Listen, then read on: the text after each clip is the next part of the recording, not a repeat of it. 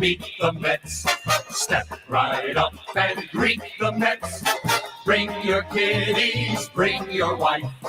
Guaranteed to have the time of your life because the Mets are to meet the MVP.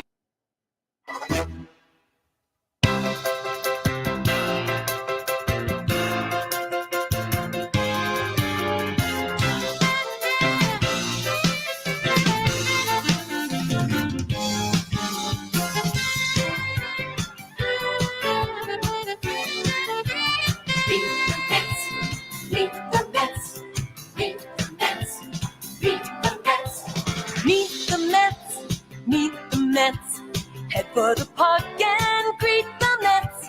Hot dogs, green grass, all out of shade. Guaranteed to have a heck of a day because the Mets are really rocking that ball, hitting those home runs over the wall. Little Jersey, Brooklyn, Queens, uptown and down. Let's go Mets! That's the cheer all over New York town.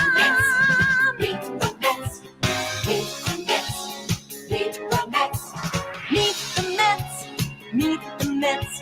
Head for the park and greet the Mets. Hot dogs, green grass, all out of shade.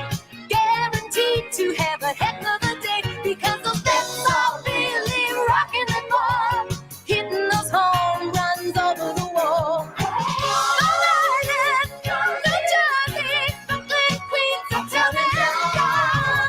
Let's go Mets! That's the cheer all over New York.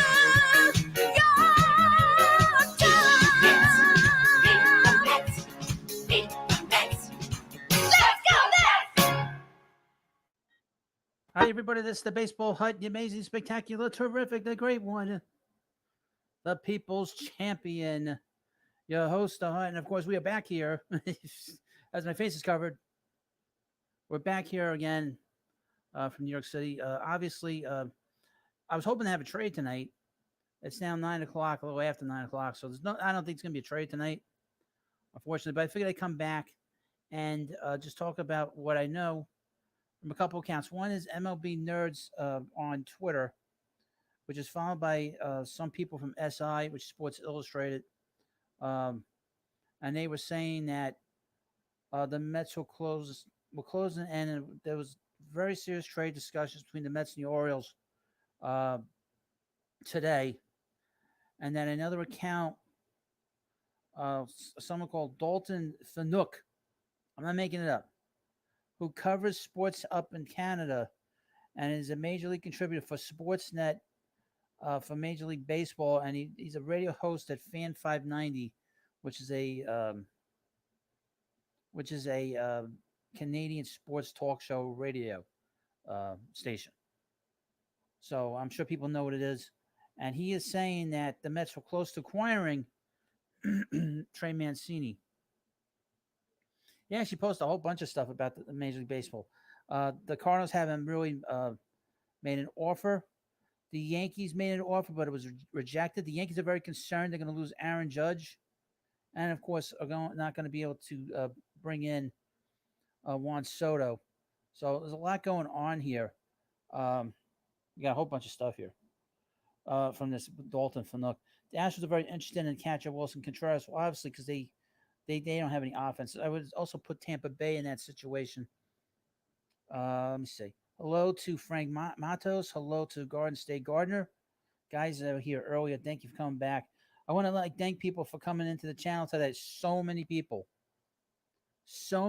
have come into the channel today that I want to thank you all for coming.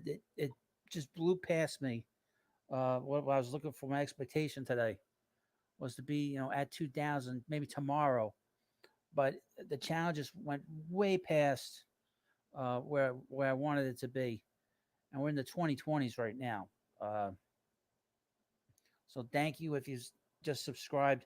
I know I brought in a ton of subscribers from the video on Mancini. If you're coming in now, I have a little thing where you have to be a subscriber for 2 minutes if you want to participate. So it cuts down on these crazy people that come in here to complain and just sort of act goofy. And it's sort of a way to sort of not to disrupt the chat. So, hello, Pat Cole.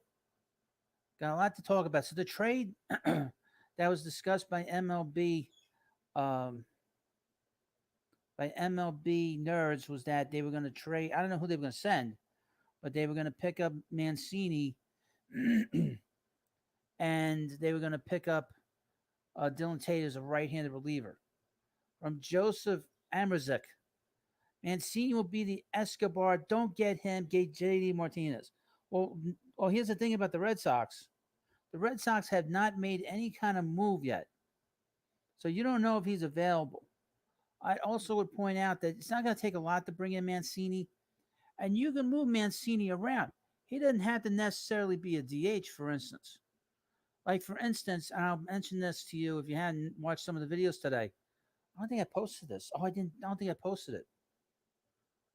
Was that depending on who they get, that they were going to flip Vogelbach in some kind of trade. So maybe the Mets can still get JD Martinez to be the primary DH on this team. They won't need to. They won't need the platoon there, and they can move Mancini around. Mancini can DH. He could play first. He could play left field. So he's that. That's the one thing that Epler had talked about over the last, really, I guess, on Friday, that the next move they wanted to bring in is they wanted to bring in a guy that had versatility in terms of where they could play him on the field. And Mancini does that. He can play the outfield, first base, and obviously be a DH. He wouldn't be primarily the DH. But I think they could use another bat in this lineup, obviously. Mike Jones says, can't believe Soto's going to be a Yankee. I don't think he's going to be a Yankee. I don't think that's going to happen. The belief is, and I believe this too, is he's probably going to go to the Cardinals. Pat Cole's seen 3 at bats. We can't lose Vogelbaum or Vogelslav. That's not nice. That's not nice. That's not very nice. But so we'll see. Hello, Elfal Player. How you doing? Hi, how are you? You have to see my bubbly Edna voice. Hi, how are you? It's not the same as when I do it off camera. I just cover my face. Just, hi, how are you? But yeah, so they would, because they said that Vogelbach had a lot of interest from a lot of teams over the last few days before the Mets picked him up. So the Pirates are very involved with trade discussions. So maybe they bring in Mancini. Maybe they can still bring in JD Martinez. Maybe part of that deal is to get in Dylan Tate. Dylan Tate, I guess I can go and show you Baltimore's statistics a little bit. And they're having a good year for them. They were so bad last year. They were the worst team in baseball last year. But this year is a totally different story. They're one game below 500. And I would mention about the Red Sox. They are a game in front of the Orioles. So, and the Orioles fought the Yankees pretty hard this weekend. They lost 2 out of 3. In the past, they would have gotten swept, but that didn't happen this weekend. So, now please like this video and subscribe to the Baseball Hut. And we're going to get into this thing with Mancini and with Dylan Tate, who's been mentioned in this trade. I've not seen Dylan Tate. So if you're an Orioles fan, let me know what kind of pitcher he is. Because I don't know. I've not seen him. Just roll down a little bit.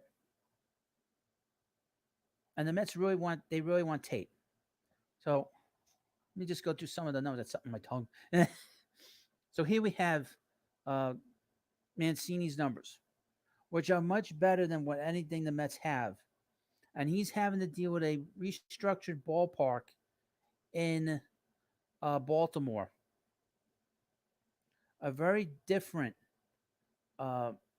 situation down in Baltimore with the way the ballpark is. They said that he's lost about 10 home runs off of his number. So he would probably have about 19 home runs. He's hitting 268, 345 on base percentage. He does strike out a lot, but all the hitters strike out a lot. He's got a 404 slugging percentage, OPS 749. His OPS plus is about 113, so he's 13% better than the average major leaguer. I would mention this again. Those numbers are better than Dom Smith's and JD Davis's numbers. He's got more home runs and actually has more RBIs combined than they do. And they're going to move him. I mean, there's no doubt he's going to get moved. If there's one player off that team that's doing well, he's going to be gone. The rest of that team, they're not going anywhere. You know, Rushman, obviously, they just called him up. He's actually doing pretty good, looking at his numbers. Mountcastle's not getting moved. uh, Mullins isn't getting moved. Santander, I don't think he's getting moved. So, you know, Mancini is a free agent. You're not going to have to give up a lot for him, quite frankly. And the Mets are just going to have to do the best they can to make the most of him as a player. Now, Buck had him as a player, so he's put up very good numbers in the past. He said home runs. He's a good home run hitter. Um, but I still think even if they bring him in, they still need another bat. Quite frankly, um, keep an eye on JD Martinez, Contreras, who has been out there. It seems like the Cubs want a lot from the Mets, and I said this in videos I haven't used, that the Mets can't afford to send a prospect for a guy that's going to be purely a rental. With Javi Baez, the Mets were interested in bringing him in for this year, but I don't think the Mets are very interested in bringing in another catcher who's 30 years old. Uh, and when they have McCann sitting here doing absolutely nothing, and this young kid, this stud catcher, ready to take his place amongst the players here. So I don't see that as really much of an option, especially if they're going to have to give up a big prospect. Now let's get into Dylan Tate. That seems to be the issue here with this trade. Here we go. Here's Dylan Tate. His numbers are actually pretty good, except the strikeout total is a little low. Now I've not seen him pitch. Okay, he's 28 years old. He's got an ERA 2.4, 45 innings, 39 strikeouts, 7.8 strikeouts per 9 innings. That's not very hard for today's game. 2 walks per 9 innings. That's pretty good. That's where you want your reliever to be. 2 saves. He's let's see, 10 walks is pretty good. Like I said, 2 home runs. I can't judge the way that ballpark is now. It isn't like back in the day. It wasn't like last year. But he is a pitcher that I've not seen, so I don't know what his stuff is. Let's get to his page. I've not seen him, so I am looking at him just based off of just the statistics. He looks like he's a contact pitcher in the bullpen, and that's kind of not what we have these days. But he's got quite a few years on him in terms of control, in terms of his arbitration. He's got another year of arbitration, I believe. And he's not a free agent until 2026. So he's going to be around for a while. All right, let's look at his numbers a little bit. Not a very high strikeout guy. He's pitched 131 games. He's 2-12, 3.95 ERA. ERA is good this year. The walk total is not bad for a reliever, 2.8. He's not pitched enough. I don't know. He's not pitched enough for me to judge one way or the other what kind of player he is. Let me see. Let me just look and see on the side here. Dylan Tate scouting report, because I don't know much about him. Dylan Tate. Now, please like this video and subscribe to the Baseball Hut.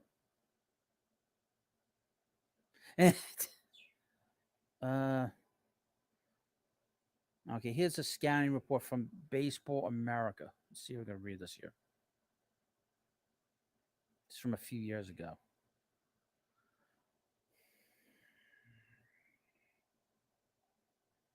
Drafted in the first round in the 2015 draft, the 4th overall pick. This kid's a pretty big draft pick. He's with the Yankees. He's with the Rangers. Then he got traded to the Yankees. For Zach Britton. Oh, so let me see. Okay. Traded by the Rangers. So he's the 4th overall pick in the 2015 draft. This is a pretty high draft pick. Traded by the Rangers with Nick Green and Eric Swanson to the New York Yankees for Carlos Beltran. Our boy Carlos, Charlie. Then he was traded by the Yankees with right-handed pitcher Cody Carroll and Josh Rogers to the Orioles for Zach Britton in 2018. So he's gone. So this is a kid that has some like swag to him. He's got like a lot of. He's bounced around, but he's gone in very big trades. And then they show a whole bunch of times when he's been on the disabled list. So he's had some injuries in his career. In 2020, he had a right elbow contusion. Oh, Matos is. Tate is pitching right now. In 2020, he had a right finger sprain, and he's had a hamstring injury. He's been injured a lot, so that's probably why he has been. Randy, who can't take it. I wish someone would do something. I'm tired of all the speculation. Why? The speculation's fun. You should enjoy it. This is the best part about baseball. It's talking about trades. Well, why does that bother you so much? And the Mets made a trade on Friday. Things have gone slow because this whole thing with the draft, this international draft was slowing everything down. But you're gonna see trades. Just be patient. I just go through his stuff a little bit. Tate's high energy delivery, fast arm, and athletic body deliver plus fastball sit 94 96 and touching 97 to 98, especially early in games. So he must have been a starter, I guess. He must have been a starter in the minor leagues. Let's take a peek. Let's take a look at Dylan Tate's numbers. Now, he's not started in the majors. It's been a bullpen piece. You think he would have been getting a lot more strikeouts?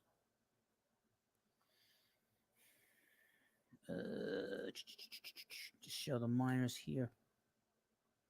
Now, please like this video, of course, and let me know what you think.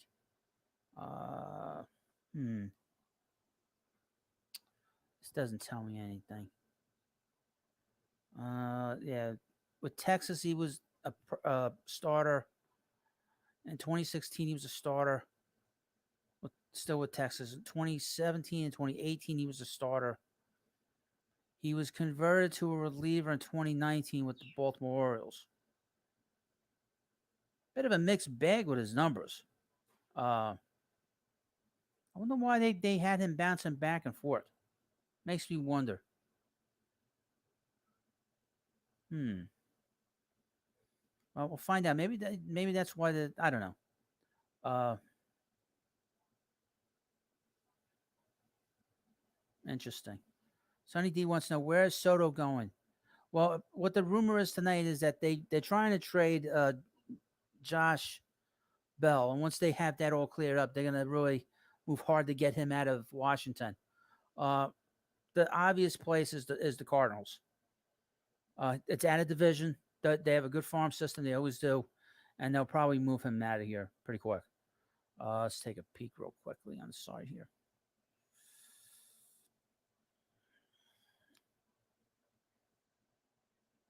Now, please, again, like this video and subscribe to the Baseball Hut. So, Hansel, better than other deadlines because this time we know the Mets will bring in someone. The question is how impactful it'll be. Hold on, I need a drink. Well, they brought someone impactful in last year, but the team was bad in the second half. They brought in Baez. He played well, but the team sort of went to the tank, which did not speak well of him and what the Mets were trying to do. But hold on a second, folks. Hold on a second. Hold on.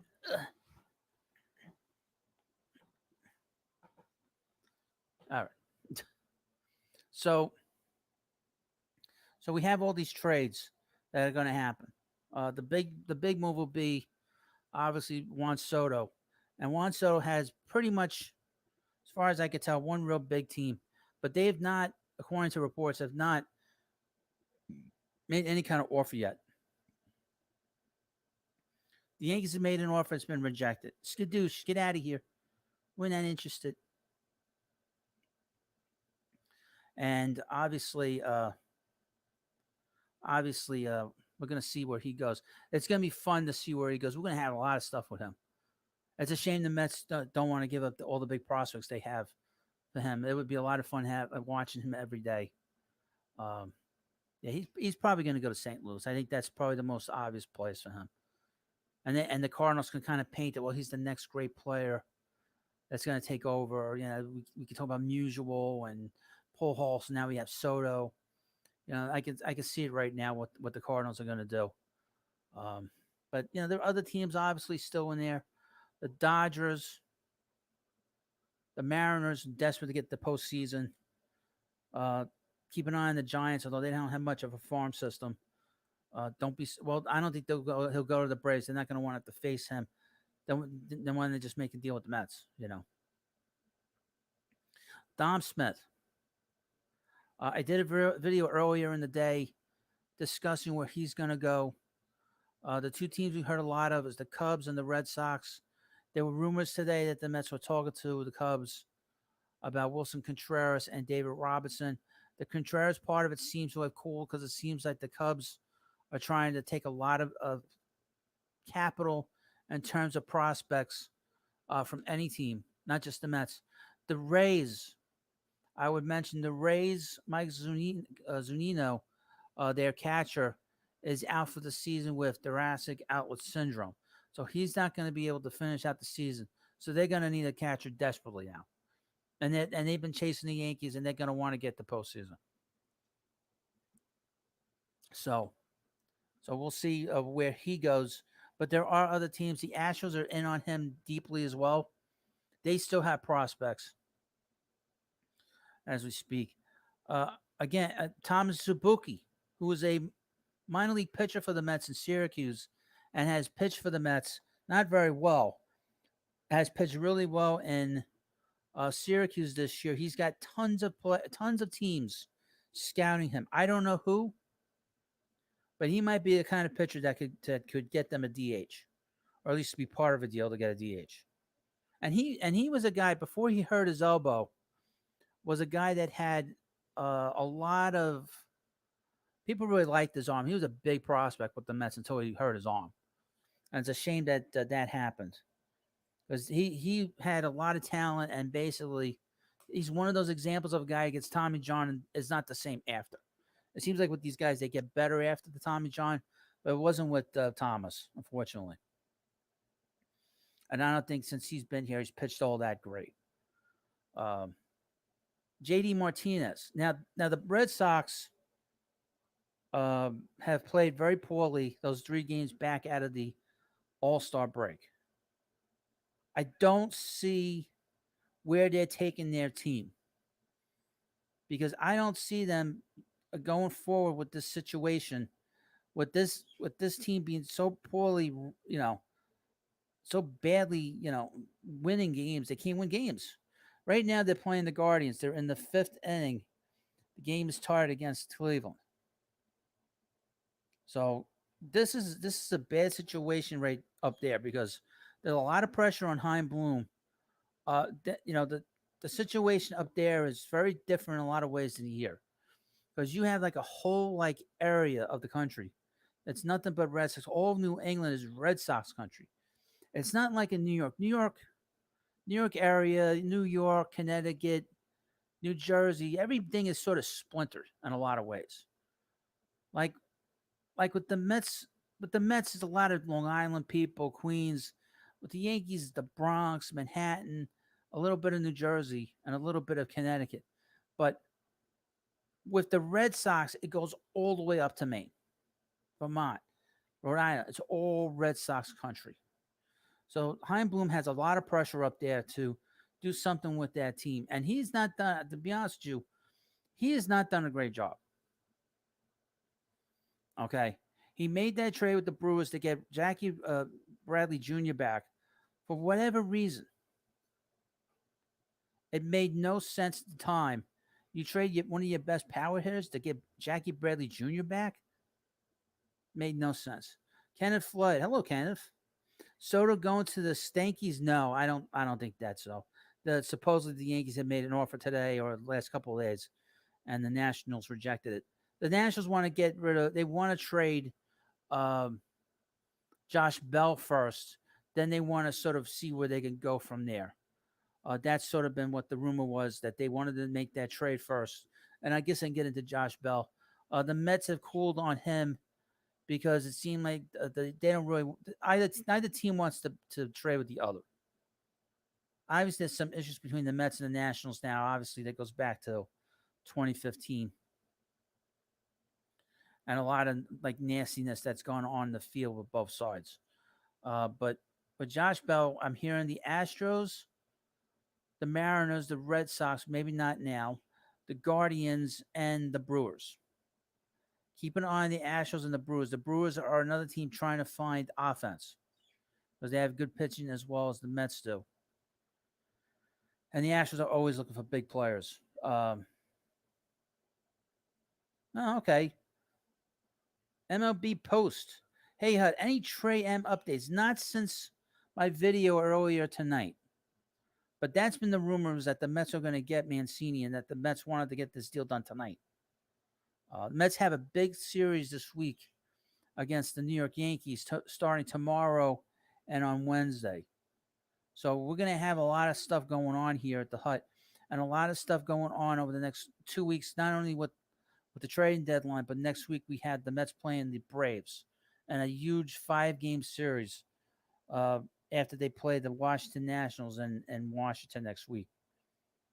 But it seems like the Nationals don't want to trade with the Mets. So I'm not going to cross them off yet, but that's pretty much dead. That move is dead. That trade, potential of that trade is pretty much done with. But the Astros and the Milwaukee Brewers seem to be the team in on him. Let's see where we are. Brandon Drury. He's had a big year for a guy that's sort of been bouncing around, and he's going to be a free agent after the year. A few teams are going to be in on him. Maybe the Mets. The Mets could use a third baseman that could fill in a little bit against left-handed pitching and just pitching in general. I would not have a problem bringing him back, but I don't know how he is in the clubhouse. But the Brewers are thinking about him. The Guardians, the Rangers, the White Sox. We'll see what happens to the White Sox. They have a manager who's 100 years old. But he's a Hall of Fame manager. They might not be so quick to break that team up. And obviously the Dodgers. Wilson Contreras. I mentioned him shortly before, but I'll tell you some of the teams again. The Mets, they might not be doing that deal now.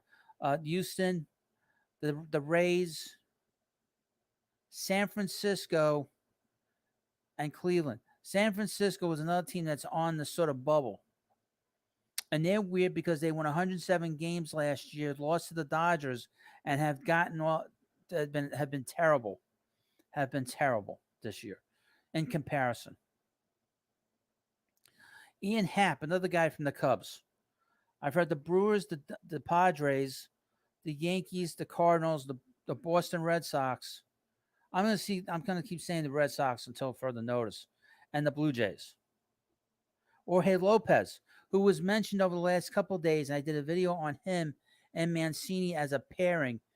It seems like the Mets like that bullpen. They have a pretty good bullpen, the Orioles. But I've heard the Dodgers with him, the Padres, Boston, and the Phillies. I would mention about him.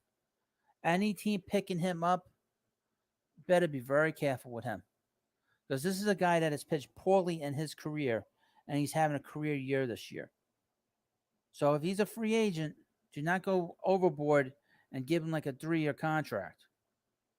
If you bring him into any of your teams, make sure that you're not making him your closer. He's a little shit. I'd be very nervous with him. Very nervous with him. Tyler Mahle, who's come back from injury. The Guardians seem to be interested. It seems that the Reds and the Guardians, and whatever they call themselves, Cleveland and Cincinnati never seem to have a problem making trades with each other. They always seem to have no issues with that. Um, Interestingly enough, let me just check my Twitter feed on the side here. Again, please like this video if you haven't already and subscribe to the Baseball Hut. A little fantasy sports revolution. Yes, also with Malley is the Padres. They seem to be looking for some pitching still. Boston, the Mets, and the Dodgers. Luis Castillo, who will probably be the biggest pitcher that's going to get moved before the deadline. Now, the deadline is on Tuesday, August 2nd. It's not July 31st. It is August 2nd at 6 p.m. The commissioner over the next few years will be the judge of when the deadline is. So that's actually pretty good. This is a good deadline. This worked out pretty good for everybody, I think. It's better than on a Sunday. It's during a work week. It's the best time. With Luis Castillo, we got the Yankees. The Yankees are pretty deeply involved in talks with this, as well as the Dodgers, the Red Sox, the Mariners, the Cardinals, San Francisco, Houston. Keep an eye on the Twins for Castillo. They have a good farm system, and obviously they've had recent dealings with them in terms of bringing in Sonny Gray. She said both sides are pretty happy with that deal. Nelson Cruz, the octogenarian, the 100-year-old Nelson Cruz, who was there in 1903 for the first World Series, and was on the and was playing for the New York Giants. Actually, the San Francisco Giants should be interested. I've mentioned the Mets a few times over the past couple weeks. Hold on, somebody's texting me. Maybe somebody with a trade. Oh boy.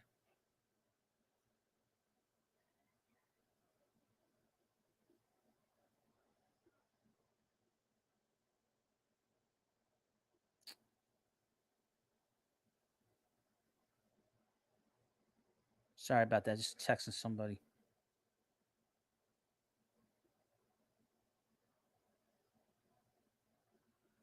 Sorry about that. Just a friend texting me. What was I? The Yankees. Not the Yankees. The Mets. The Red Sox. I don't think the Mets want him. I think he's a little too old now. Tampa Bay. Go back to the Rays. And the Brewers. Now, one of the big pitchers, obviously, that we've had here with the Mets is Noah Syndergaard.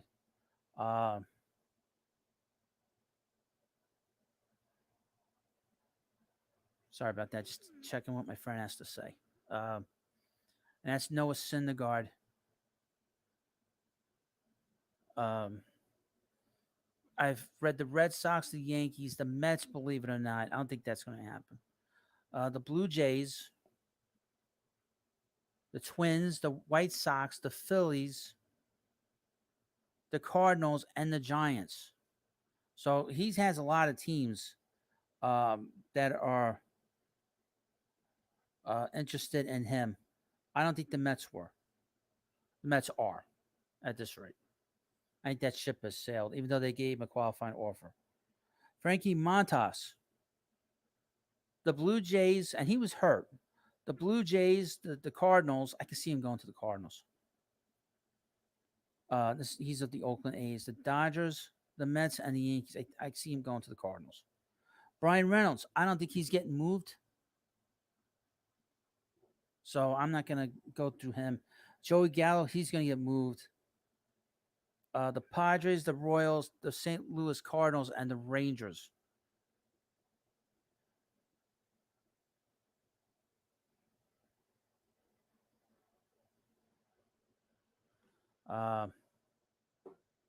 Tommy Pham, he's got a whole bunch of teams. All the contenders want Tommy.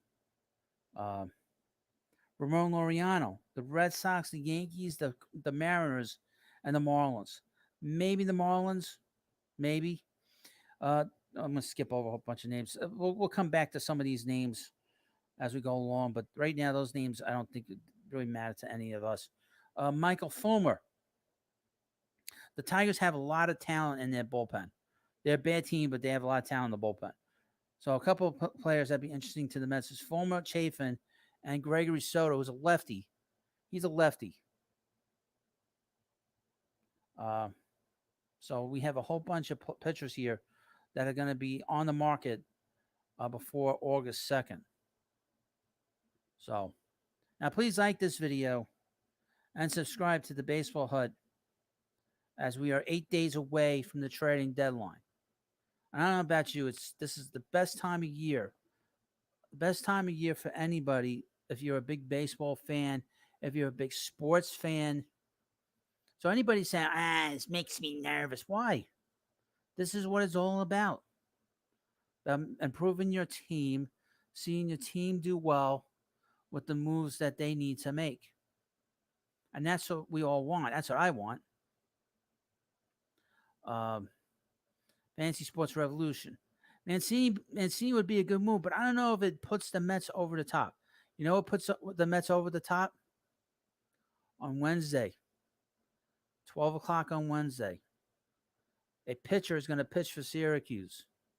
That guy, if he comes back next week, he will put them over the top. That's Jacob deGrom. Jacob deGrom is going to pitch another rehab start on Wednesday afternoon. I won't be here to cover. I wish I was home. I wish they had him on Thursday. But he's going to pitch for the Mets and Syracuse, while the Mets are playing the Yankees on Wednesday when Max Scherzer pitches. Couple of things.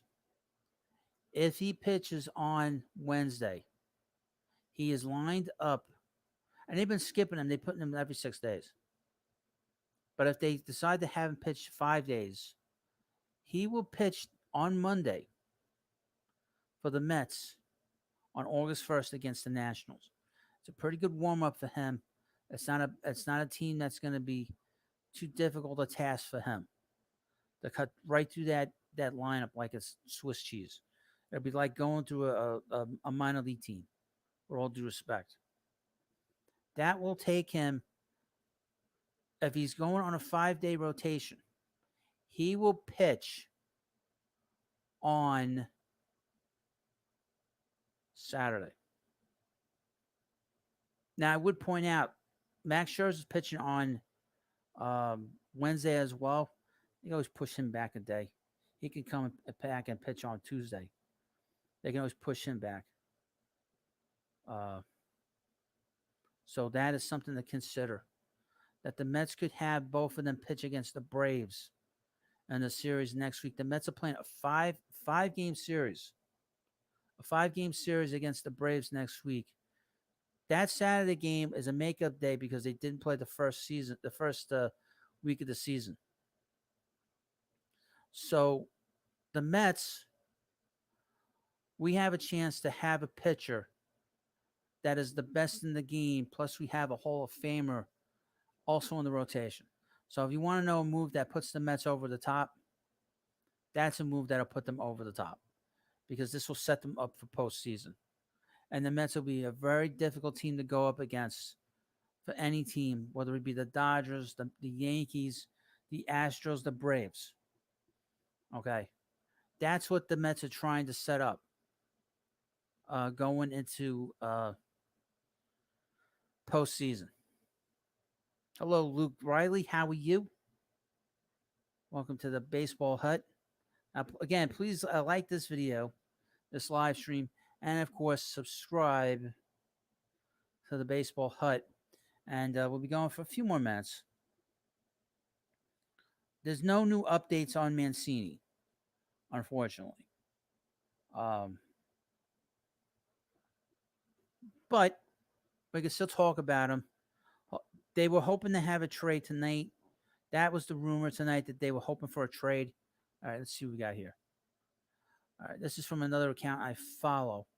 Real reason Orioles are trying to move Trey Mancini, a great person, but simply not part of the next core. His value is greatly overestimated by many. Oh, boy. Second division DH without any carrying skill. Oh, it's not good. Not even beating up left-handed pitching in 2022. Just never returned to form prior to his illness. Well, you're not going to get any better with any illness. But like I said, again, if they were to bring in Mancini, they would have to bring in another bat in here. I still believe they need another bat in this lineup. Also, I wanted to mention this because this was important. Before I get into it, Another player the Mets are watching is David Robertson, so just keep an eye out for him. But something to sort of keep in mind about Jeff McNeil. I talked about Jeff McNeil in the earlier live stream this afternoon. Uh, Mets manager Buck Showalter was on Carton and Roberts today, talking about why he didn't use Jeff in the ninth inning on Saturday. He said that Jeff wasn't sick, but he said that Jeff was getting a day off, but he wouldn't say why. Uh, um, so the sort of the point is I think that probably Jeff was probably being disciplined on Saturday for something that happened on Friday. Jeff made the last out on Friday, and they showed a little bit of it. He was pissed off that he didn't get a hit in that spot. And I think Buck did not really care for his would you say, his body language. And I think that at that point, I think he was being disciplined on Saturday. So I think that there's a real problem there with Jeff McNeil, probably long term. Don't be surprised if he gets moved before the trading deadline. I think he has a lot of distractions going on. I don't think it has to do with his new baby. He had a bad season last year. I was going through the numbers earlier today, and the numbers aren't that great. His numbers are barely better than what Guillorme has done.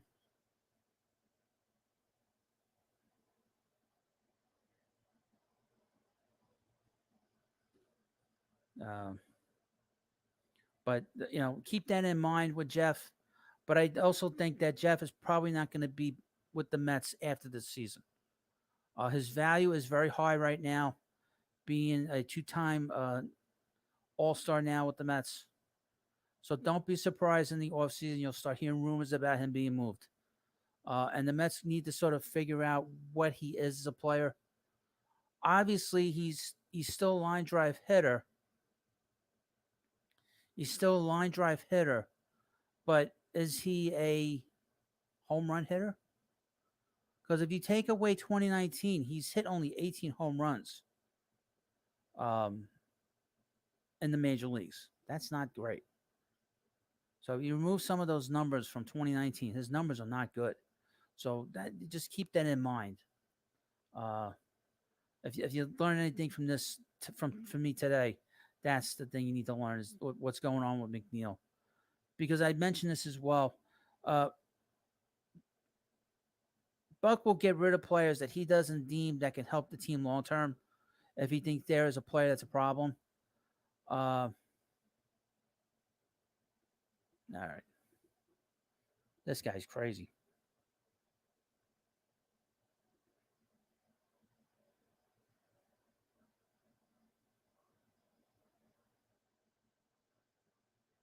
I tell you, some people don't understand. Some people don't understand some things that are going on in baseball. Somebody left me this message. I deleted it. This is about Juan Soto. I was talking about the Mets making this move for Trey Mancini. He says, F all this shit. Empty the farm and get Soto. Not enough finance. Then also buy out Corbin and Strasburg. And their contract if you have to. But damn it, get Soto. 23-year-old generational player. Guaranteed Hall of Fame. There's no guarantee. Who will only get better? Okay. You don't know that. Neo Rock. Hey, I wonder if this is a Skip Rock Jr. This might Skip. And he sent it in all caps, too, Not all caps. He put in bold letters. F all this shit. Crazy. That's crazy. You don't make that kind of a deal for Soto. You don't take. First of all, if you're gonna make a move for Soto, you don't take on bad contracts. You're gonna give up 5 of your best prospects plus take their bad contracts in return. That's stupid. You don't do that. You don't do that. Uh, I wouldn't do that. That's ridiculous. I would never ever do that if I were any team. I guarantee the Cardinals would not do that. So why should the Mets do that? Um, you know, just doesn't make any sense. I've been hearing some of these trades that not even people coming up with. I mean, not just random people. I mean, the media. I mean, you're gonna give up your four best prospects in any farm system, plus another player, plus you're gonna take back Corbin's contract. I would never take Corbin's contract ever, in this kind of a deal ever. And the reason being is very simple. If you're gonna take in Soto and you're gonna give up all these prospects, why am I taking that contract back?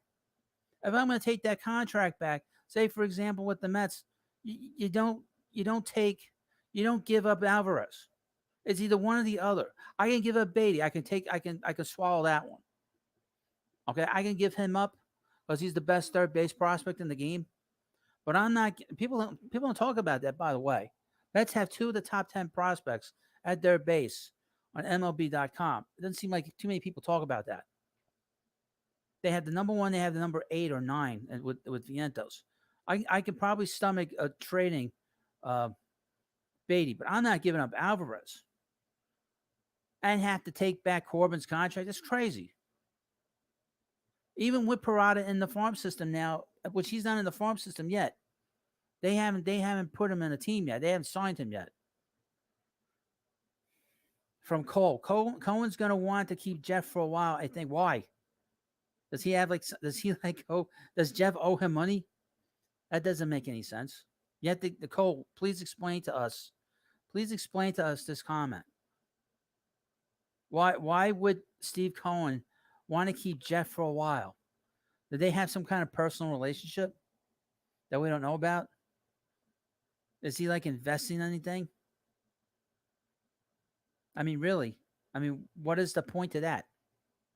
If McNeil is a problem with the team, and I believe that he's becoming an issue, they will move him. I'm telling you, Buck will get rid of him. I was talking about this before the season. This whole thing that happened with A-Rod down in Texas, now Buck got rid of him. I was thinking that they would probably, with Buck here, he would figure out who was the problem with the double play combination with the Mets.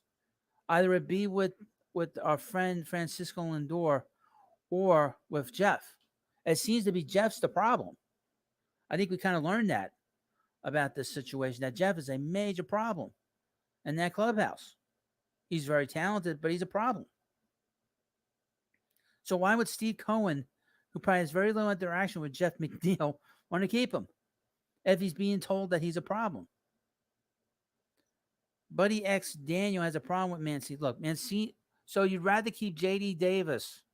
So you'd rather keep JD Davis as DH than bring in Mancini. Yeah, I mean, KT Rob, I think that you're probably right. If they get rid of McNeil, it's going to be till after the season. Yeah, I think so too. But don't be surprised. I'm probably the only one that'll talk about it. But, I watch these games. I watch the Mets every day. I watch how they interact with each other on the field. And I watch how they are in the dugout. And there's certain players that seem to be outside of the culture. And Jeff seems to be very much on his own in a lot of ways in terms of just his attitude. So I think that he's not long for this team. And the Mets could get a lot for him. They could get a lot for him, to be honest with you. Buddy X Daniel. JD Martinez would give Pete the protection he needs and be a big positive influence in the clubs. I agree. I absolutely 100% agree with you. Now, if they brought in Mancini, it doesn't necessarily mean they don't bring in Martinez. I read earlier today that they would move Vogelbach if they got the right people in here to be a DH. If they were able to get, and here's the thing about Martinez, who knows what's going on with the Red Sox? I couldn't tell you what's going on with the Red Sox. I just don't. You don't see him leaving. Why would you say that? You just don't. That's not an answer. I'm telling you, the Mets were going to trade Jeff in 2018. Oh, they meant nah. We should have said Epler then. That's a big difference between Epler and Cohen.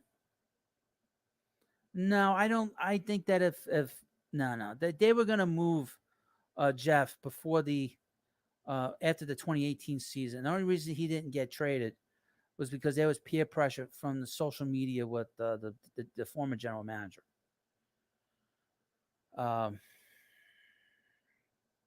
Buddy X Daniel, Red Sox are going to have to keep Bogarts. Foul player, if we traded McNeil, what would you think of signing Trey Turner? It sounds better than it actually is. He's going to want to play shortstop, and he's not playing shortstop on this team. I don't think at this point Lindor is not giving up shortstop yet. Because his thing about Lindor is such a strange player defensively. He's got great hands. He's got great range. He's excellent on the field. But his arm sucks. I couldn't believe it last year when we saw him for the first time on a regular basis. How bad his arm is. His arm sucks. His arm is terrible. The guy can't throw anybody out without without bouncing it on the ground to first. There was a play in the game where he couldn't throw a runner out at first base. I mean, at home plate last night. Everything's all bouncing around. Yeah, I mean, he couldn't throw the runner out at home plate. You know. So his arm it sucks. I've never seen a shortstop that was as decorated as him. He's a platinum award winner, as a Gold Glove winner, and you see it. I mean, his range is great, but his arm sucks. And he had such a terrible April with his arm. It's like he had no life to any of the balls that he was throwing. They got the on MLB. They have this woke. I mean, they had this broadcast going on. They had this broadcast going on where they're talking to former players and stuff. And they had Tom Glavine on. And as soon as I saw him, I was like, Tom Glavine. Fuck Tom Glavine. From Dookie Howser, I'd sign Turner in a heartbeat. Turner can play center field too. He's not playing center field. Why would he play center field? He'd get more money as a shortstop. You get $340 million as a shortstop. Why would he want to do that? I saw Tom Glavine and my blood boiled. Gray hair, white hair. My blood boiled. I was like, F Tom Glavine and his stupid brother Mike. I was thinking about him, thinking about them before. How the Mets brought him in. And his first game as a Met was terrible on opening day. And the last game he pitched was a disaster. Fantasy Sports Revolution. Red Sox collapsed this month. Martinez would be the top target to trade for. Absolutely. Teams will line up for him. The Astros, the Brewers will be in on him. The Mets should go after him hard. I'd done a video on him about 2 months ago when the Red Sox got off to that slow start. That was a guy that they should go after. Because I recognized back then that the DH spot was a problem. And the Mets had to sort of really, really wait a little bit on this DH situation. But I would say they did say that the Mets would flip Vogelbach in a heartbeat if they could get the right guys in here to improve this offense. He helps them against right, and you saw it last night. For a big guy, the guy has energy on the field. Watching him run the bases, you couldn't help but laugh and smile. So he brings a lot of energy, a lot of positive energy on the field. It's like watching Bartolo Colon up at the plate. but a guy who actually can hit, unlike Bartolo, and hit more home runs than Bartolo can. But but they said that they would flip him to another team um, if they were to improve the DH spot. So the Mets should really think about now. They bring in Mancini, they can bounce him around. They can put him in DH, you can put him at first a little bit in the outfield. Have him come in late in the game as a pinch hitter, and you get rid of JD Davis. You completely replaces JD. You know, Steve Tones, Glavine living the good life. Well, good for him. Good for him. Fuck Tom Glavine and fuck his brother. From Frank Mercurio. Mets want to keep Pete happy. McNeil is Pete's best friend. That might be a reason not to trade McNeil. That's silly. No, that's silly. That's silly. That's ridiculous. If you do it based on feelings, then you're never going to win. KT Rub. We have to do something about Escobar. He's given this team 0. See, that's one thing I would mention about bringing in Brandon Drury, is you could play him at third a little bit, and the competition will be good. I think the thing about Escobar is he's a little bit different than say for instance, JD Davis. I lost my train of thought. JD Davis and Dom. Those guys have slow bats. JD Davis can't hit good pitching. Dom Smith can't hit any pitching. He can't hit any pitching. I don't care what anybody says. He's not going to turn into Dave Ortiz. My buddy X Daniel, what about Javi Baez? The Mets were going to bring him back, but I'm glad they didn't bring him back. I think that they wanted him back at a certain price, and he wanted to play shortstop. Now he's playing shortstop on a bad team, and the team is terrible. They have a good bullpen, but that team is terrible offensively. Terrible. I think that the whole thing about the thumbs down, I mean, that turned me off so badly. That turned me off so badly as a Mets fan that I want nothing to do with a guy that throws a thumbs down to me and to all of us that watch these games and go to the games.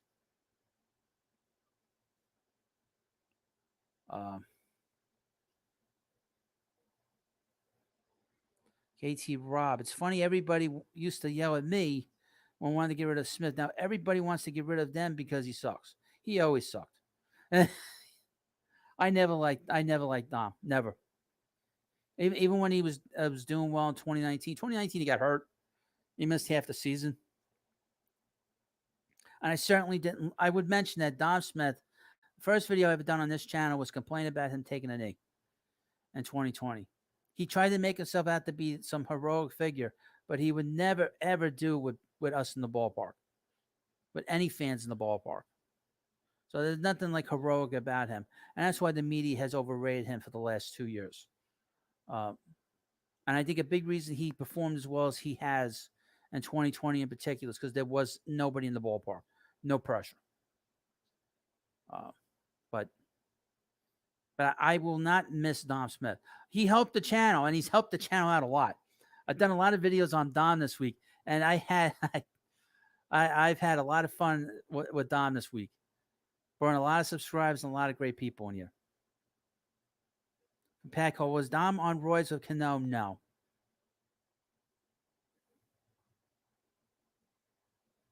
Yeah.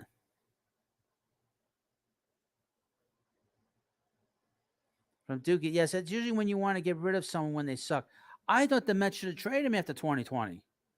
I was talking a lot about that in 2020, that they should have gotten rid of him, that his value was as high as it could be, and that to really improve this team, at least with the farm system, was to trade him and get a lot of pieces back, because Brody traded a lot of pieces off this farm, a lot of pitching pieces. A lot. I mean, like the JD Davis trade was a bad trade for the Mets because he traded a lot of pieces that went to Houston for their bullpen. And that was a very difficult trade to look at and see these guys pitching in postseason. And they all were there because of the JD Davis trade. So I had a major problem with what he was doing with some of these trades. The Marcus Stroman trade, he traded two young players, two young pitchers. Uh, but anyway, so Dom is on the 10-day IL. He was placed on there on July 17th. So, in all likelihood, he should be getting off in about, he should be off the DL on the IL on Wednesday. But it's a sprained ankle.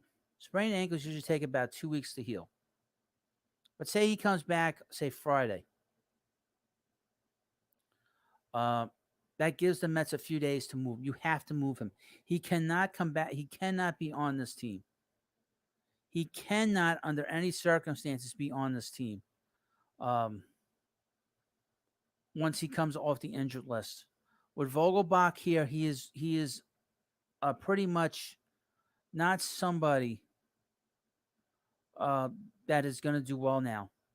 You're basically telling him that we don't want you on our team. On Fantasy Sports Revolution. Dom is horrible. He had one decent season and a bogus 2020 season. Well, we won't get into the 2020 season, but Dom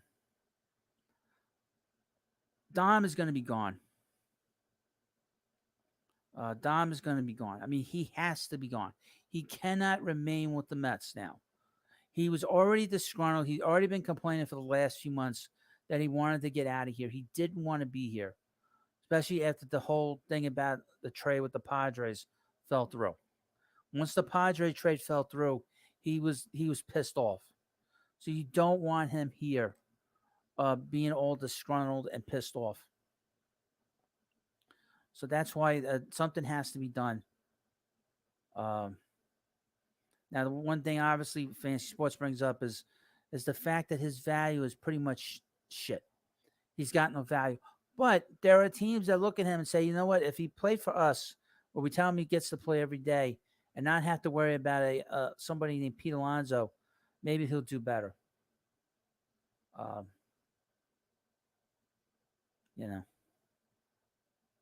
I'm not, I was never really a big fan of his. I never thought his bat was fast. And I never thought he was the spectacular, not amazing, spectacular, terrific first baseman. He's flashy. His arm's okay when he throws. I think Pete has really gotten so much better at first that the Mets don't need Dom. I mean, Dom is redundant. You didn't need him. And they had him playing in left field last year. And the last 2 years, it was just, they should just move him. They should have moved him after 2019. They should have moved him 2 years ago. KT Rubb says that Padres trade looks so good right now. Well, yeah, because first of all, that was not a good trade. At the time, I had said the Mets could have done better for Dom. I was defending Dom. I was like, you know what? Dom is better than picking up Eric effing Hosmer, who's a effing. I never liked him, even before the Mets played the Royals in the World Series. I was never a big fan of his. He rubs me the wrong way, and I don't know why. And I never cared for him when I owed it. I was like, I don't like this trade. And they were going to get Chris Paddock back, who's another guy that obviously we know from 3 years ago, where he said, I'm the rookie of the year. You pitch 1 month in Major League Baseball, and you're already declaring yourself the rookie of the year. And then the Mets saw that his elbow was all messed up. So that trade didn't happen. They had a reliever. I forget the reliever in that trade. But I was like, you can do better than these guys for Dom. So, so even I understand Dom's value. You give the guy a chance. He hasn't really played every day. Put him on a team. Dom needs to go to a small market, because just from my own sense of seeing things, he probably can't play here in New York. I think the biggest reason he had such a big year in 2020 is because there were no fans in the stands. He needs to go to a small market that would be interested in him. That's why, and a team that's not good. He needs to sort of develop himself better as a player. Red Sox would be a terrible place for him. Would be a terrible place. They're too demanding up there. Cincinnati would be good for him. Oakland, Detroit, Washington, Colorado. Colorado would be great for him. He'd be hitting like crazy. Arizona. These are places Don would do well, especially Colorado or Cincinnati. They have small ballparks. He'd be hitting home runs like crazy. Again, the guy hasn't hit a home run in a year. He hasn't hit a home run in 1 year. You can't be doing that, as Chris Russo would say. You can't be. I mean, and then just looking at Dom, you can't be this bad.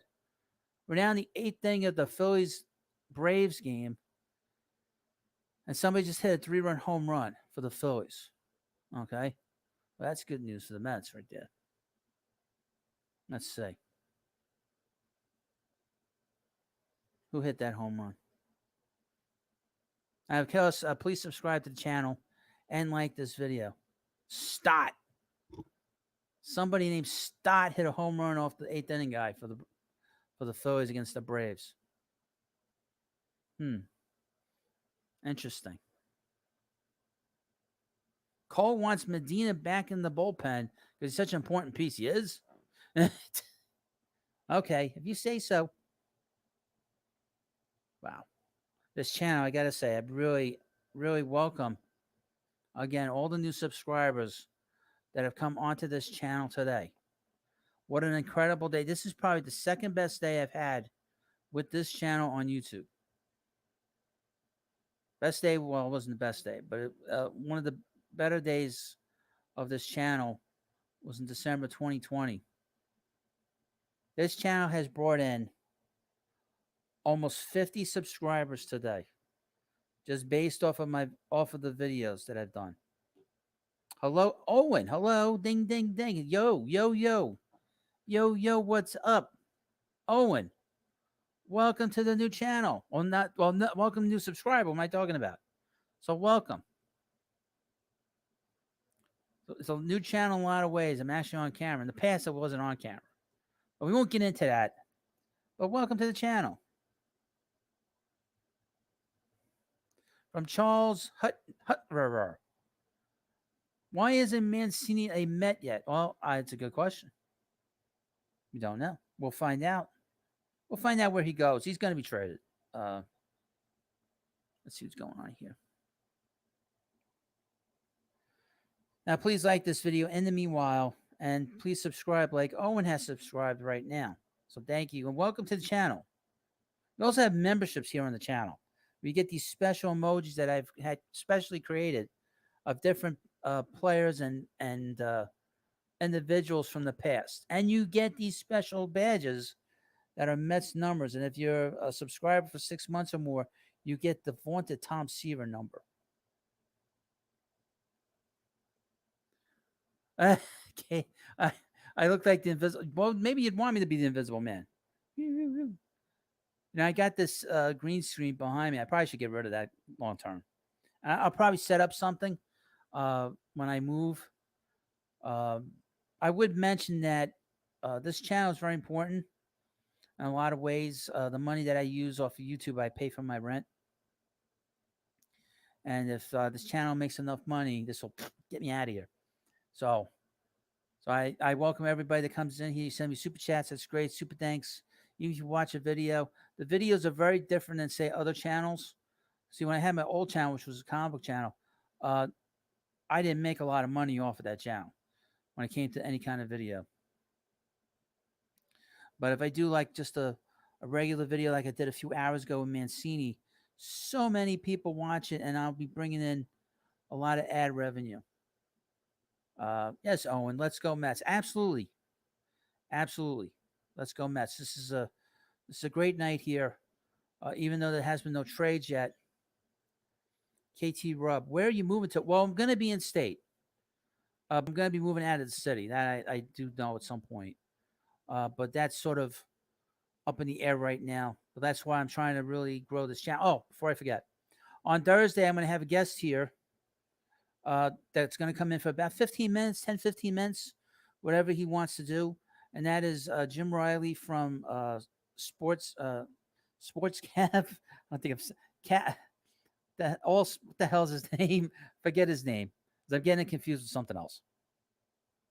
Watch his show all the time. I can't remember the name of this channel. Oh, Ball Cap. Ball Cap Sports. He's going to come in here on Thursday for about 10, 15 minutes and talk about Juan Soto and his Blue Jays and the trading deadline. So that's going to be fun to have him here and to actually talk to somebody. So, but it's going to be a fun night. It's going to be a fun week. This is just the start.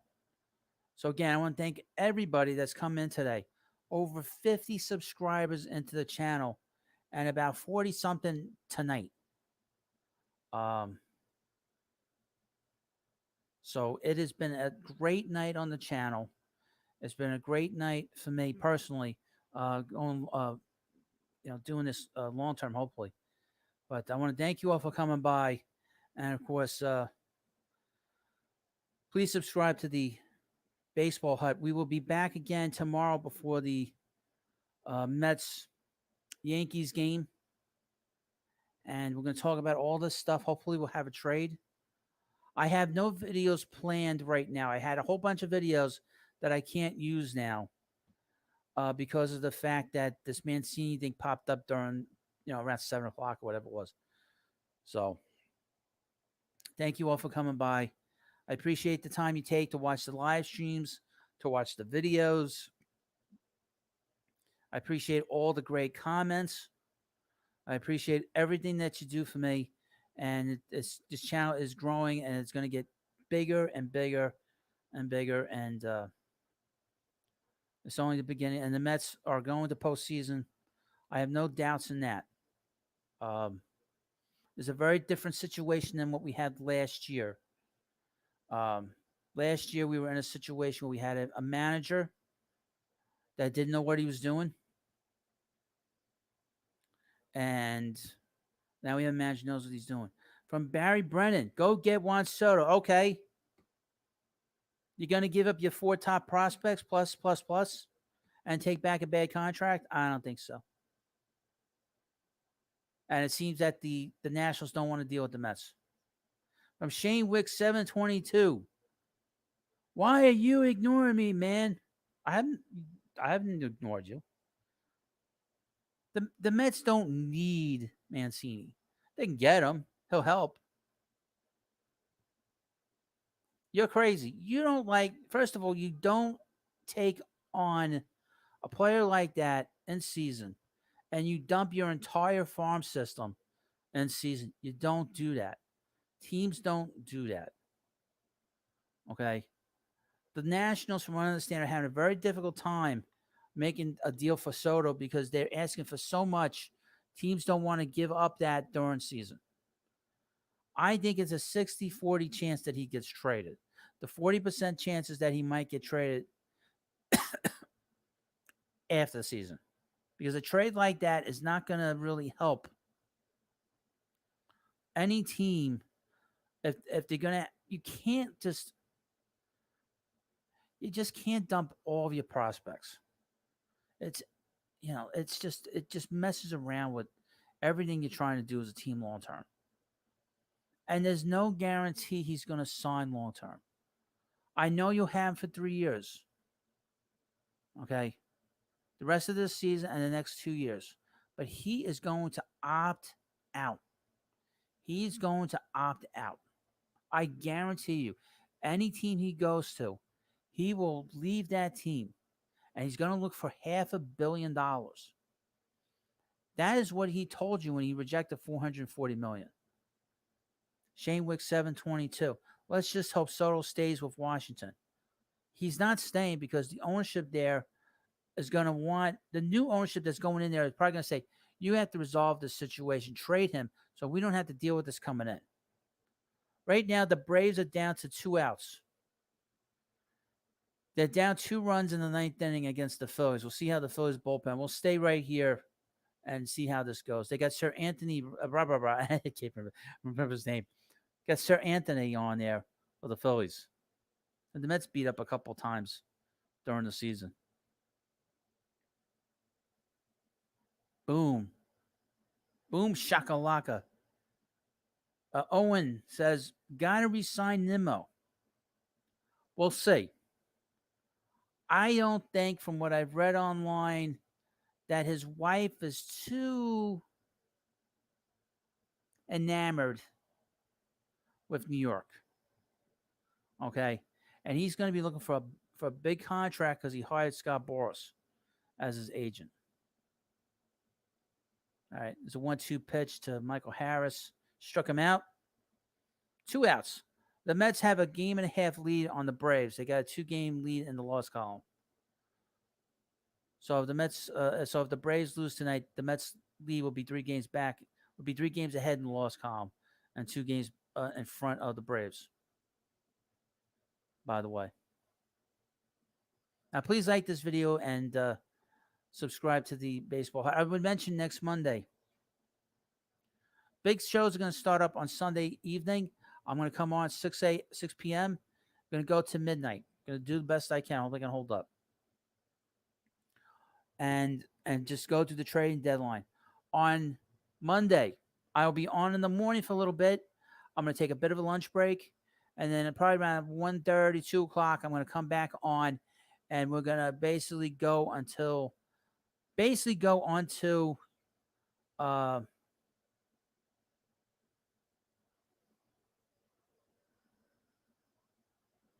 there we go. Fly ball to right field.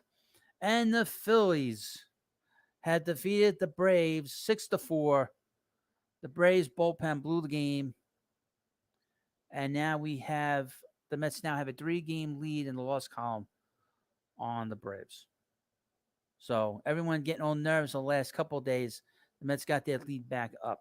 Next Monday, I'm going to be on stream all day long. You'll see me with clean shaven, and then by the end of the night, you'll see a stubble. So I will be on early, probably around 8 o'clock in the morning, and probably go to about 11, take a break, have lunch, come back about 1:30, 2 o'clock, and basically, all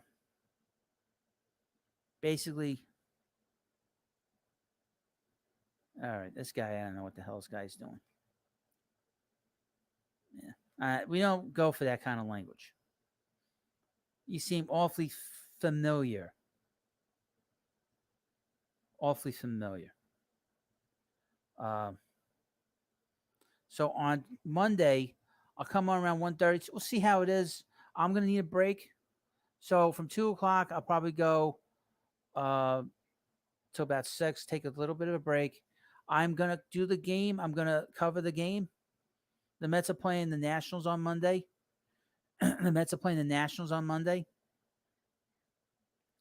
And normally I don't cover the games. I don't normally cover the games. But I will do it because, one, the Mets aren't playing a good team. So I'm pretty confident that the Mets will win the game. Also, Jacob deGrom might pitch on Monday. So keep that in mind. He's pitching on Wednesday. He will be in line to pitch Monday. So you want to be here. I'm going to follow that game as well as watching it with you on Monday, and follow the trading deadline as well as all this other stuff going on. Tuesday, the trading deadline's at 6 o'clock. I'll again come on at 8 o'clock. If you are on Twitter, the best time to follow stuff on Twitter with the baseball, with the players and everything else, is after 9 o'clock. So I will come on around 8 o'clock. I'll go on till about 11 o'clock. I'll take a break, a lunch break, and basically go from 2 o'clock, 9 o'clock, 2 o'clock till 6:30. So by that point in time, we will have a pretty good idea of who's coming here, who's being traded. We'll check to see if Juan Soto gets moved. We're gonna see a lot of stuff that's going to happen over that time. We're gonna have a lot of fun here. I want you to subscribe to this channel. I know about. I probably know more than any other YouTuber about their team than I do. Nobody knows more about the Mets than I do. I know everything about Mets history as much as I can, as much as I know. Um, and I have to do a better job of learning the prospects that the Mets have. That I will mention that that's one area of expertise I have to get back. I was always good at knowing the prospects that the Mets always had. Over the last 3 or 4 years, I've gotten a little shaky with it.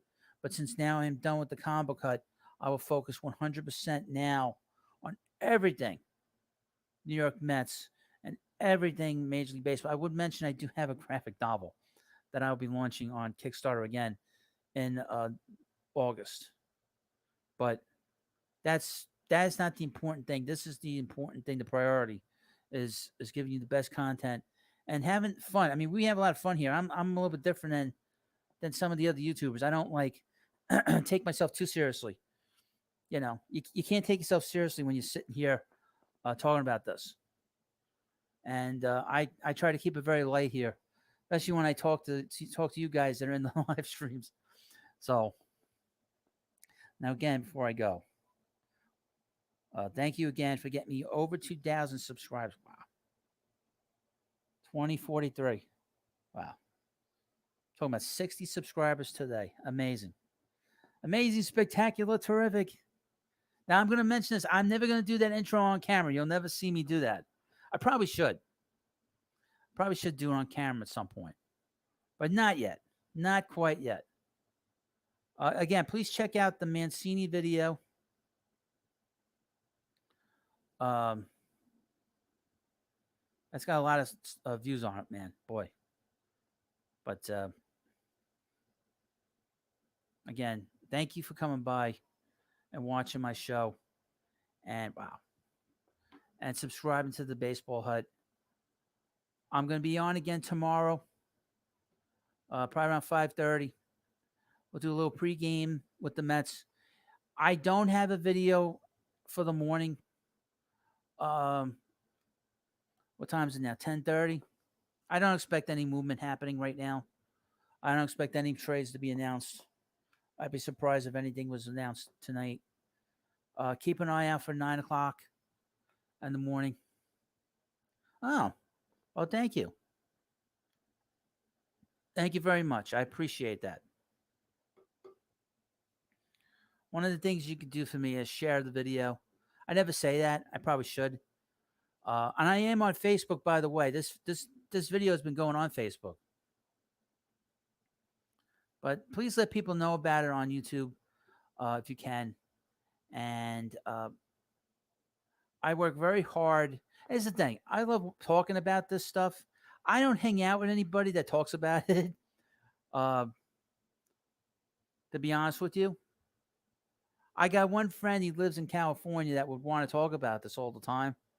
But he lives in California. We got different lives, different, so I don't get a chance to really talk to him about it. Maybe at some point I should have him on the channel. He's an interesting guy. He's actually kind of a known guy. If you know college football, but I'm very interested in my team. I love talking about the team, and even if I wasn't doing this channel, I'd still be very much. And I'm not in any groups or anything online, on Facebook or anything. I mean, I have my page on Facebook, but I don't really get too involved with discussions. But this is a very constructive way for me to talk about my passion. This is my real passion, really, even more than my artwork is talking about Mets baseball and the team and everything else. But it's been my life for most of my life, and it's going to continue that. And hopefully you like to hear what I have to say. I'll tell you what I think about the players. I will tell you exactly what I think about this player. You asked me about a player in the chat. I will let you know what I think about them, especially if it's a Met player that I've seen on a regular basis. Okay? I don't sugarcoat anything. I don't make excuses for any player. There's only been 2 players that I was upset that they left when they left. It was Gary Carter and Keith Hernandez.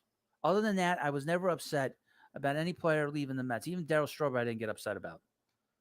But Keith and Gary I got upset with. All the other players I never really made too big of a deal about whether they left or not. I didn't cry when David Wright retired. So, anyway, I talked on a little bit longer than I wanted to. What game is on now? The Dodgers. Oh, great. The Dodgers and the Nationals. Let's see who's up at the plate. The hell is this? Luis Garcia. God. Boy, the Nationals are so terrible. So, again, I'll say this one more time. Thank you for coming by. Thank you for watching. Be back again around 5:30 tomorrow for a pregame live stream. Keep your eye out for videos. Hopefully, we'll have a Trey tomorrow. If not, I'll get you the rumors out as quickly as I can, and we'll talk about the Mets. And thank you for coming by. Welcome to all the new subscribers to the channel. We have memberships here. You'll get these wonderful badges of numbers that are retired by the Mets. I should probably have number 17 added at some point, but oh well. Thanks for coming by. Have a good night, and I'll see you later.